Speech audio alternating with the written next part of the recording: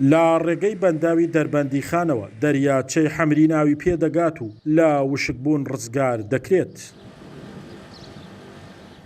بەڕێوەبەری بەنداوی دەربەندی خان باس لەوە دەکات بە هەماهەنگی بەڕێبەراتی گشتی بەنداوەکان و کۆگاکانی ئاوی هەرێم و بەغداد بڕیاردراوە تاوەکو کۆتایی مانگی ئایار ڕێژەی بەردانەوەی ئاو لە چرکەیەکدا زیاد بکەین بۆ 6 مەتر سێجا بۆ ئەوەی بتوانرێت ڕێگری لە وشکبوونی زیاتری دەریاچەی حەمرین بگیرێت. ئەم بەرنامەماندا ناوە بە هاوکاری بە هەماهەنگی لەگەڵ بەڕێوەبەراتی کشتی بەنداوەکانی هەرێم و بەڕێوەبەراتی کشتی بەنداوەکانی عێراق و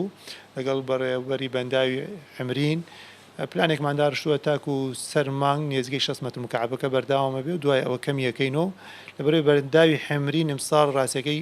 لە ئەزمەیەکی زۆر قورسە ژیەت ئاویتیان نەماوە ئەوی تیاما بوو لە بەدایەتی مانگ 30 ملیۆن مەتر مکعبێکی تیام و کە بەکاری بێنێ.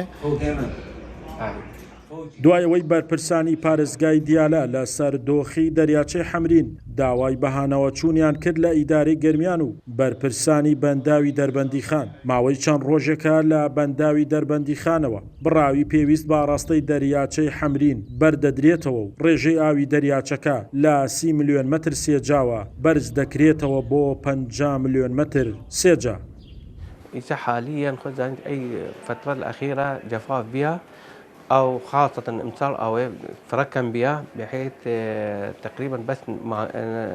سداد وجود نما ولرا أضرار الأكثر بالمية تقريبا 90% أو 100% ضراري كرديات جنوب سداد كيا شهربانة ومركز محافظة بعقوباه بحيث باغان كان توان مش بود رأينا أما إما بالنسبة لسعدية فعلا هم تأثيري كريو بارمان لأنه يسوي مديرين باغان قشتي أو نيب أو ياميمين ڕێکەوتنەکە بە جۆرێک کراوە نابێت ئەمساڵ جوتیارانی سنوورەکە بە ئاوی بەنداوەکە هیچ جۆرە لەو بەروبوومە کشت و کاڵیانە بچێنن کە ئاوی زۆری پێویستە و دەبێت پارێزگاری لەو بڕاوە بکرێت تاوەکو وەرزی دابارین. شاخەوان محەممەد، کورسات نیوز، دەربەندی خان.